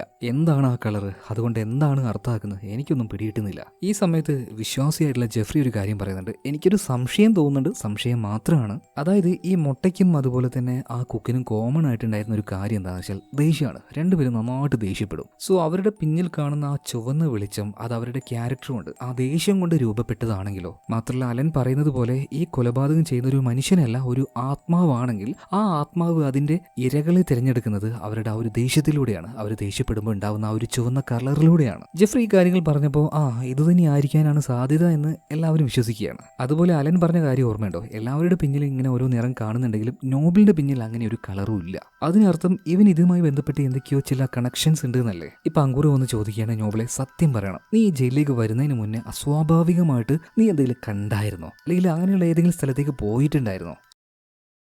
ഇപ്പം നമ്മുടെ നോബിൾ പറയണത്, അത് പിന്നെ ഞാനൊരു കേസിൻ്റെ പിറകാലിയായിരുന്നു കുറച്ച് ദിവസം. ഫോറസ്റ്റിൽ അനധികൃതമായിട്ട് നടക്കുന്ന ഒരു മൈനിങ്. ആരും അറിയാതെ ഞാൻ അങ്ങോട്ടേക്ക് പോയപ്പോൾ ഒരുപാട് പേരെ ഉപദ്രവിക്കുന്നതും ചില ആൾക്കാർ മരിച്ചു കിടക്കുന്നതും ഞാൻ കണ്ടിട്ടുണ്ടായിരുന്നു. പിന്നീട് അതിനെക്കുറിച്ചൊരു ആർട്ടിക്കിൾ എഴുതാനായിട്ട് ഓഫീസിലേക്ക് വന്ന സമയത്ത് എൻ്റെ ബോസും ഇതേ രീതിയിൽ തന്നെയാണ് മരിച്ചുപോയത്. അപ്പോൾ ഇത് കേട്ടപാട് തന്നെ ജെഫ്രി പറയുന്നുണ്ട്, അങ്ങനെയാണെങ്കിൽ ആ കാട്ടിലേക്ക് നീ പോയില്ലേ, നീ പോയപ്പോൾ ചില ആത്മാക്കൾ നിന്നെ കണ്ടിട്ടുണ്ടാവണം. തിരിച്ചു പോകുമ്പോൾ നീ ഒറ്റയ്ക്കായിരുന്നില്ല, അവരും നിന്റെ കൂടെ വന്നിട്ടുണ്ടാവണം. മാത്രമല്ല ആ ആത്മാക്കൾ ശരിക്കും ആളുകളെ കാണുന്നത് ദേഷ്യത്തിലൂടെയാണ്, അവരുടെ പിന്നിലുണ്ടാവുന്ന ആ ചുവന്ന നിറത്തിലൂടെയാണെന്നുള്ള കാര്യം ജെഫ്രി ഇപ്പോൾ പറയാണ്. ഇതേ സമയത്താണ് ആ ഡ്രഗ് ഗ്യാങ്ങിൽ ഉണ്ടായിരുന്ന ചില ആൾക്കാർ അങ്ങോട്ടേക്ക് വരുന്നത്, അങ്കൂറിന്റെ അടുത്തേക്ക്. അവരങ്ങോട്ടും ഇങ്ങോട്ടും ഓരോ കാര്യങ്ങൾ പറഞ്ഞ് തർക്കിച്ച് പിന്നെ വഴക്കായി അവസാനം ഈ അങ്കൂറും അവന്റെ കൂട്ടുകാരനായിട്ടുള്ള സാമും അവരൊറ്റയ്ക്ക് അങ്ങോട്ടും ഇങ്ങോട്ടും അടി കൂടാൻ തുടങ്ങുകയാണ്. ആ അടിയുടെ ഇടയിൽ അങ്കൂറിന് ഭയങ്കരമായിട്ട് ദേഷ്യം വരുന്നുണ്ട്. ആ ദേഷ്യത്തിലാണ് സാമുമായിട്ട് ഫൈറ്റ് ചെയ്യുന്നത്. അപ്പം തന്നെ അവന്റെ പിറകിൽ ഒരു ചുവന്ന കളർ രൂപപ്പെടുന്നുണ്ട്. ഇത് കണ്ട അലൻ ഉറക്കെ വിളിച്ച് പറയുന്നുണ്ട്, അങ്കൂറെ എങ്ങനെയെങ്കിലും നീ നിന്റെ ദേഷ്യത്തിനൊന്ന് ഒതുക്കുന്നത്, ആ ചുവന്ന നിറം നിന്റെ പിന്നിലും ഉണ്ടായിട്ടുണ്ട്. ഇത് കേട്ട് അങ്കൂർ ഒന്ന് പേടിച്ചു പോകുന്നുണ്ട്. അവൻ അപ്പം തന്നെ ഫൈറ്റ് നിർത്തി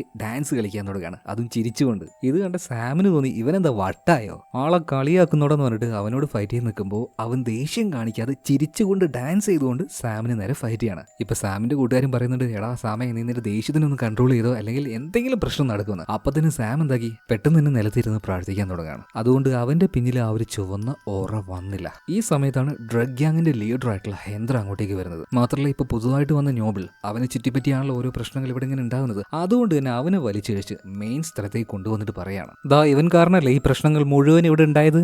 ഒരു കാര്യം ചെയ്യാം, ഇവനെ ചുറ്റിപ്പറ്റിയാണ് ഈ ആത്മാക്കൾ നിൽക്കുന്നതെങ്കിൽ ആദ്യം ഇവനങ്ങോട്ട് തട്ടിക്കളയാം, അപ്പൊ പിന്നെ പ്രശ്നങ്ങളൊന്നും ഉണ്ടാവില്ലല്ലോ. ഇത് കേട്ട് നോബിളിന്റെ കാലും കൈയും കിടന്ന് ഇടിക്കാൻ തുടങ്ങുകയാണ്. പെട്ടെന്ന് അങ്ങോട്ടേക്ക് വന്ന് അങ്കൂർ പറയണ, അങ്ങനെ ചെയ്തതുകൊണ്ട് ഒരു കാര്യമില്ല, കാരണം ആ ആത്മാക്കൾ ഇങ്ങോട്ടേക്ക് വന്നത് എന്തോ ഒരു ലക്ഷ്യത്തിനാണ്. നമ്മളിപ്പോൾ നോബിളിനെ കൊന്നു കളഞ്ഞാലും ആ ആത്മാക്കൾ ഇവിടുന്ന് പോകും തോന്നില്ല. അതുപോലെ തന്നെ എന്താണ് ഈ ആത്മാക്കൾക്ക് വേണ്ടതെന്ന് അറിയണമെങ്കിൽ ഈ നോബിൾ ഇവിടെ വേണം. അവന്റെ സഹായം ഇല്ലാതെ നമുക്ക് വേറൊരു കാര്യം ഇനി ചെയ്യാൻ പറ്റില്ലെന്ന്. അതുകൊണ്ട് അവനെ ആരും ഒന്നും ചെയ്യാൻ പാടില്ല എന്ന് പറയണം. അതുകൊണ്ട് തന്നെ ഗ്യാങ്സ്റ്റർ ആയിട്ടുള്ള ഹെന്ദ്ര അവന്റെ ദേഹത്ത് നിന്ന് കൈയെടുക്കുന്നുണ്ട്. മാത്രമല്ല ഈ സമയത്ത് നമ്മുടെ നോബിളിനൊരു ധൈര്യം വരികയാണ്, ഇനി ആരും എന്നെ തല്ലാൻ പോകുന്നില്ല, ഇനി ഒന്ന് നെഞ്ചും വിരിശി കൂടെ നടക്കണം. അവൻ ചെരുപ്പ് ഊരിയാണ്. ഈ ഹെന്ദ്രയുടെ ഗ്യാങ്ങിലുണ്ടായിരുന്ന ഓരോരുത്തരുടെ മുഖത്തും ചെരുപ്പ് വെച്ച് അടിക്കുന്നുണ്ട്. ഇതിനിടയിൽ അറിയാതെ ഹെന്ദ്ര കിട്ടുമെന്ന് കൊടുക്കുകയാണ്. ഹെന്ദ്ര കുറെ നേരം ദേഷ്യം സഹിച്ചു പിടിച്ച് നിന്നു. അവസാനം പിട്ടി വിടുകയാണ് കൂട്ടിത്തൊന്ന് അങ്ങോട്ടേക്ക്. പിന്നൊന്നും പറയണ്ട, എല്ലാവരും അങ്ങോട്ടും ഇങ്ങോട്ടും ആട്ടി. ഏതവൻ ആരാ അടിക്കുന്നതെന്ന് പോലും ബോധമില്ല. മുന്നിൽ കാണുന്നത് ആരെയാണോ അങ്ങോട്ടും ഇങ്ങോട്ടും അടി തുടങ്ങുകയാണ്. പെട്ടെന്നാണ് ആ സമയത്ത് അങ്ങോട്ടേക്ക് വാടം വരുന്നത്.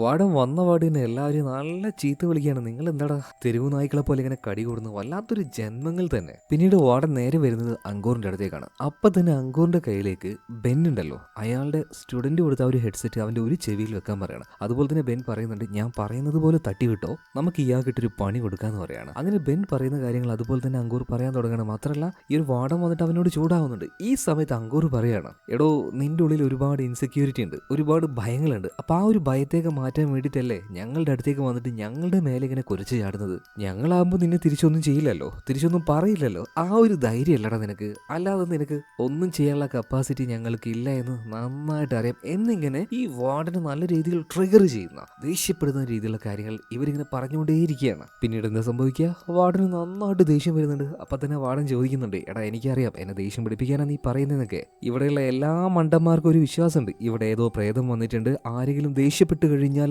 ആ ദേഷ്യപ്പെടുന്ന ആളെ പ്രേതം വന്ന് കൊല്ലുമെന്ന്. എന്നാൽ എന്നെ വന്ന് കൊല്ലട്രാ. ഓരോ പൊട്ട കഥയും വിശ്വസിച്ചിരിക്കുന്ന വിഡ്ഢികളെന്ന് പറഞ്ഞിട്ട് ഇയാൾ വീണ്ടും വീണ്ടും ചൂടായി അങ്ങനെ റൈസായി വരികയാണ്. ഇതേ നേരം അലൻ നോക്കുമ്പോൾ ഈ വാർഡന്റെ പിന്നിൽ നന്നായിട്ട് ചുവപ്പ് നിറം വരുന്നുണ്ട്. പെട്ടെന്നാണ് മുകളിലേക്ക് വാർഡൻ അങ്ങനെ തനിയെ പൊന്തി പോകുന്നത്. വാർഡനാകെ പേടിച്ചു പോയി. അല്പനേരം കൊണ്ട് തന്നെ വാർഡന്റെ കാലും കൈയും പിടിച്ചു വലിച്ച് 4 കഷ്ണമാക്കിയിടുകയാണ് ആ ഒരു ആത്മാവ്. ഇത് കണ്ട ജയിൽ പുള്ളികൾ എല്ലാവരും ഓടി സെല്ലിൽ കയറുകയാണ് കേട്ടോ. അതായത് ഇതോടുകൂടിയിട്ട് എല്ലാവർക്കും മനസ്സിലായി ആരാണോ ദേഷ്യപ്പെടുന്നത് അവരെയാണ് ആ ഒരു ആത്മാവ് ലക്ഷ്യം വെക്കുന്നത്. അതുകൊണ്ട് തന്നെ എല്ലാവരും അവരുടേതായ സെല്ലിന്റെ ഉള്ളിൽ കയറിയിട്ട് പ്രാർത്ഥിക്കാനും പാട്ടുപാടാനൊക്കെ തുടങ്ങുകയാണ്. ഏതെങ്കിലും ഒരു ദേഷ്യത്തിന്റെ അംശം ഉള്ളിലുണ്ടെങ്കിൽ അതങ്ങോട്ട് പോയിക്കോട്ടെ എന്ന് കരുതിയിട്ട്. അതുപോലെ തന്നെ പഴയ വാർഡൻ മരിച്ചതുകൊണ്ട് പുതിയൊരാൾ വന്നിരിക്കുകയാണ്. അയാളെ കണ്ടാൽ മാന്യനാണെന്ന് തോന്നുമെങ്കിലും അങ്ങനെയല്ല. ഇതേ സമയം തന്നെ അങ്കൂറിനെ കാണിക്കുന്നുണ്ട്. മക്കൾ കൊടുത്ത ആ ഒരു ഫോട്ടോയിൽ തന്നെ അവനങ്ങനെ നോക്കി നിൽക്കുകയാണ്.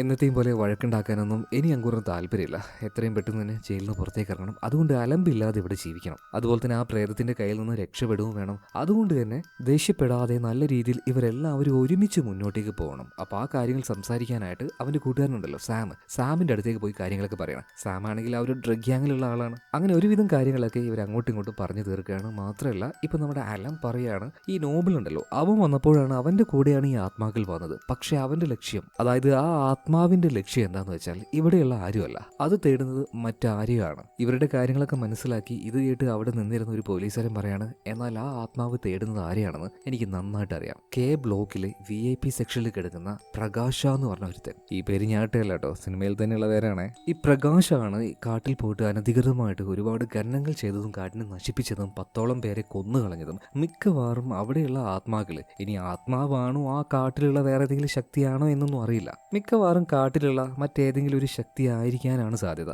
കാരണം ആളുകളെ കൊല്ലുന്ന ആ ഒരു രീതി വെച്ച് നോക്കുമ്പോൾ മനുഷ്യന്റെ ആത്മാവാൻ സാധ്യതയില്ല. എന്തായാലും അവർ തേടി വന്നത് ഇല്ലീഗലായിട്ട് മൈൻ ചെയ്ത് ഈ പ്രകാശനെ തേടിയാണ്. ചെറിയ എന്തോ ഒരു കേസിൽ അയാളിപ്പോൾ ഉള്ളിൽ കിടക്കുന്നുണ്ടെങ്കിലും എല്ലാത്തിനും VIP സപ്പോർട്ടും അയാൾക്ക് കിട്ടുന്നുണ്ട്. വാർഡനടക്കം എല്ലാവരും അയാളുടെ കയ്യിൽ നിന്ന് നന്നായിട്ട് കൈക്കൂലി മേടിക്കുന്നുണ്ട്. എന്തായാലും ഞാൻ നിങ്ങളെ ഹെൽപ്പ് ചെയ്യാം. എങ്ങനെയെങ്കിലും ആ ആത്മാവിന് അവനെ കാണിച്ചു കൊടുക്കണം. നമുക്ക് എന്തായാലും കെ ബ്ലോക്കിലേക്ക് പോകുന്നുണ്ട്. ഈ പോലീസുകാരൻ ഇവരെ കുറച്ചുപേരെ കൂട്ടിയിട്ട് നേരെ അങ്ങോട്ടേക്ക് പോകണം. ആ സമയത്താണ് ഇവരൊരു കാര്യം കാണുന്നത്. പുതിയ വാർഡൻ ഉണ്ടല്ലോ, അയാളുടെ കുറച്ച് ആൾക്കാരുണ്ട്. അപ്പൊ വാർഡൻ പറഞ്ഞതനുസരിച്ച് അവര് കുറെ പെട്രോളും കാര്യങ്ങളും എടുത്ത് നേരെ C ബ്ലോക്കിലേക്ക് പോകണം. ഇത് മുഴുവനായിട്ടും അവിടെ ഒഴിച്ചു വെക്കുന്നുണ്ട്. ഫുള്ളായിട്ട് തീ വെക്കാനായിരുന്നു വാർഡന്റെ പദ്ധതി. അതായത് അവിടെ ഒരുപാട് കൊലപാതകങ്ങൾ നടന്നില്ലേ, അന്വേഷണങ്ങൾ വന്നു കഴിഞ്ഞാൽ വാർഡനായിരിക്കും ഇതിന്റെ തലവേദന മുഴുവനും. സോ ആ C ബ്ലോക്ക് മുഴുവനായിട്ടും തീ വെച്ച് ഇല്ലാതാക്കി കഴിഞ്ഞാൽ, എല്ലാവരും മരിച്ചു കഴിഞ്ഞാൽ ഇത് വെറും ഒരു അപകടമാണ്, തീപിടുത്തമാണെന്ന് പറഞ്ഞിട്ട് അങ്ങനെ അതിനെ തള്ളിക്കളയാം. എന്തായാലും ഇപ്പൊ അത് നോക്കാനൊന്നും നേരെയില്ല. ഇപ്പൊ ഈ പോലീസുകാരന്റെ ഹെൽപ്പോട് കൂടിയിട്ട് കെ ബ്ലോക്കിലേക്ക് ഇവർ എത്തുന്നുണ്ട്. മാത്രമല്ല അവിടെ ഇവർ പറഞ്ഞ ആ ഒരു പ്രകാശ് എന്ന് പറഞ്ഞ ആളുണ്ട് കേട്ടോ. അയാളാണെങ്കിലോ ഈ പറഞ്ഞതുപോലെ തന്നെ എല്ലാത്തരം VIP സെറ്റപ്പിലാണ് അവിടെ ജീവിക്കുന്നത്. അങ്ങനെ ആ പോലീസുകാരൻ്റെ കയ്യിൽ ഫോൺ മേടിച്ച് ഇവരിപ്പം നേരെ ഈ പ്രകാശിനെ വിളിക്കുകയാണ്. എങ്ങനെയെങ്കിലും അയാളെ ദേഷ്യപ്പെടുത്തണം. ദേഷ്യപ്പെടുത്തിയാൽ അയാളുടെ പിന്നിൽ ആ ചുവന്ന ഓറയുണ്ടാവും. ഓറ ഉണ്ടായിക്കഴിഞ്ഞാൽ ആ ആത്മാവിനെ അയാളെ കണ്ടുപിടിക്കാൻ പറ്റും. അങ്ങനെ പ്രകാശിന്റെ ഫോണിലേക്ക് അയാൾ അറസ്റ്റ് ചെയ്ത് പോലീസുകാരനായിട്ട് ഇവർ ഫോൺ ചെയ്യാണ് കേട്ടോ. അതായത് അറസ്റ്റ് ചെയ്ത് നിന്നെ ഉള്ളിലാക്കിയില്ല എന്നൊക്കെ പറഞ്ഞിട്ട് അവനെ ദേഷ്യപ്പെടുത്താനാണ് നോക്കുന്നത്. എന്നാൽ വളരെ കാമായിട്ട് തന്നെ പ്രകാശ് പറയണം, എടാ നീ എന്നെ അറസ്റ്റ് ചെയ്താലും എനിക്കെന്താ കുഴപ്പം, എനിക്കൊരു കുഴപ്പമില്ല, എല്ലാവിധ സുഖ സൗകര്യത്തോട് കൂടിയിട്ടാണ് ഞാനിവിടെ ജീവിക്കുന്നത്, അതുകൊണ്ട് ഒന്ന് വെച്ചിട്ട് പോടാന്ന് പറയാണ്. പ്രകാശിനെ ദേഷ്യം പിടിപ്പിക്കാൻ ഇവരുടെ ഈ ഒരു പദ്ധതി അത് ഫെയിലായി. പിന്നീട് ശബ്ദം മാറ്റി ഇർഫാൻ ഇയാളുടെ ഭാര്യയെ പോലെ വിളിക്കുന്നുണ്ട്, ഞാൻ നിങ്ങൾ ഇട്ടിട്ട് പോകും, അങ്ങനെയാക്കും ഇങ്ങനെയാക്കും, നിങ്ങൾ തേക്കും എന്നൊക്കെ പറഞ്ഞിട്ട്. ഈ സമയത്ത് പ്രകാശ് പറയണേ നീ പോവാണെങ്കിൽ പോടിയെന്ന് പറയാണ്. ഇയാൾക്ക് യാതൊരു കൂസലുമില്ല, ഒന്നിനെയും പേടിയുമില്ല.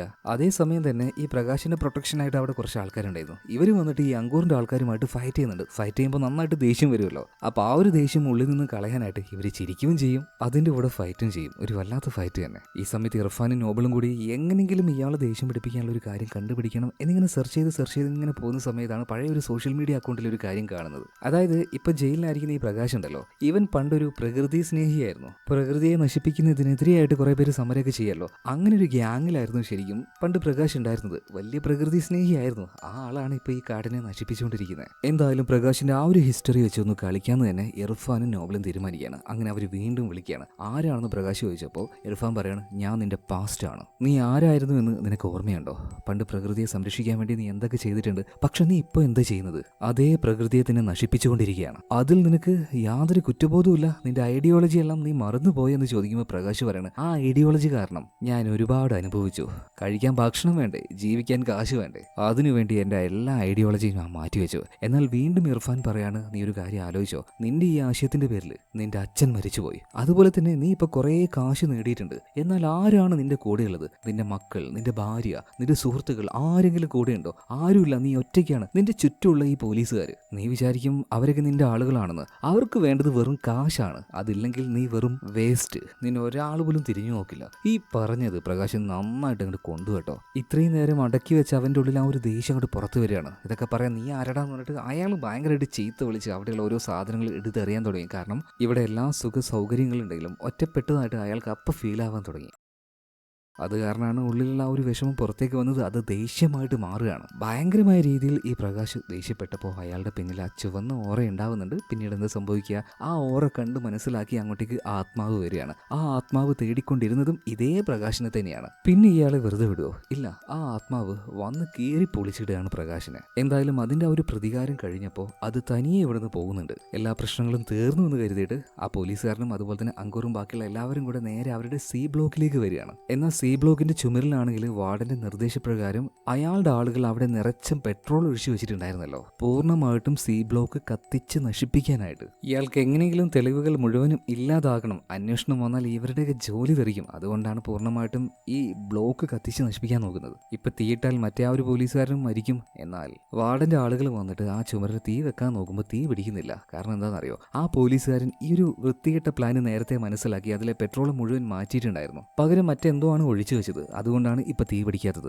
മാത്രമല്ല ഇവിടുത്തെ C ബ്ലോക്കിൽ ആ ഒരു CCTV വിഷ്വൽസ് ഇപ്പൊ നിലവിലുണ്ടല്ലോ, അതിൽ ഇതെല്ലാം റെക്കോർഡ് ആയിട്ടുണ്ട്. വാർഡനെതിരായിട്ടുള്ള തെളിവുമായിട്ടുണ്ട്. അങ്ങനെ ആ പോലീസുകാരനും അയാളുടെ കൂടെ ഉണ്ടായിരുന്ന കുറച്ച് പേരും കൂടെ വാർഡൻ ഇപ്പൊ പിടിച്ച് കിട്ടുകയാണ്. എന്തായാലും ഈ തെളിവുകൾ മുഴുവൻ സബ്മിറ്റ് ചെയ്യണം. വാർഡന്റെ ജോലി പോവുകയും ചെയ്യും, മിക്കവാറും അയാൾ അകത്താവുകയും ചെയ്യും. എന്തായാലും പ്രശ്നങ്ങളൊക്കെ കഴിഞ്ഞല്ലോ. അതുപോലെ തന്നെ നമ്മുടെ നോബിൾ ഉണ്ടല്ലോ, അവൻ കുറ്റക്കാരനല്ലാന്ന് തെളിഞ്ഞു. കാരണം അവന്റെ ബോസിനെ ആരോ കൊല്ലുന്ന സമയത്ത് ആ റൂമിൽ അവൻ ഉണ്ടായിരുന്നില്ല എന്ന CCTV വിഷ്വൽസ് കിട്ടി. അതിന്റെ അടിസ്ഥാനത്തിലാണ് അവന് വെറുതെ വിട്ടത്. പിന്നീട് നോബിൾ ജയിലിൽ നിന്നും പുറത്തേക്ക് പോകാൻ നേരത്ത് അങ്കൂർ ചോദിക്കുന്നുണ്ട്, അല്ലടാ ഇനി എന്താണ് നിന്റെ പ്ലാന്? ഈ സമയത്ത് നോബിൾ പറയണ, ഞാനൊന്നും ഇവിടെ നിർത്താൻ പോകുന്നില്ല, ഞാൻ ആ ഫോറസ്റ്റിലേക്ക് ഇനിയും പോകും. ഞാൻ ചെയ്തു തീർക്കാനുള്ള ഒരുപാട് കാര്യങ്ങൾ ഇനിയും ബാക്കിയുണ്ട് തോന്നുന്നു. നമുക്ക് എന്തായാലും പുറത്ത് വെച്ച് കാണാന്ന് പറഞ്ഞിട്ട് നോബിൾ ഇവരുടെ എല്ലാവരോടും യാത്ര പറഞ്ഞ് പോകാൻ നേരത്ത് അലൻ ഉണ്ടല്ലോ, ഇതുവരെയായിട്ടും കാണാത്ത ഒരു ഓറ ഈ നോബിളിന്റെ പിറകിലായിട്ട് കാണുന്നുണ്ട്. ഈ ദൈവങ്ങളുടെ ചിത്രത്തിന്റെ പിന്നിലൊക്കെ കാണുന്ന ആ മഞ്ഞ നിറത്തിലുള്ള ഒരു ഗോൾഡൻ ഓറയില്ലേ, അത് തന്നെ. എന്തായാലും നോബിൾ അവരോട് യാത്ര പറഞ്ഞുകൊണ്ട് ഇവിടുന്ന് പോവാണ്. ഇത് കാണിച്ചുകൊണ്ടാണ് സിനിമ തീരുന്നത്. അപ്പോൾ ഈ ഒരു കഥ നിങ്ങൾക്ക് ഇഷ്ടമായോ? ഇഷ്ടമായാൽ തീർച്ചയായിട്ടും നമ്മുടെ വീഡിയോ ഒന്ന് ലൈക്ക് ചെയ്യുക,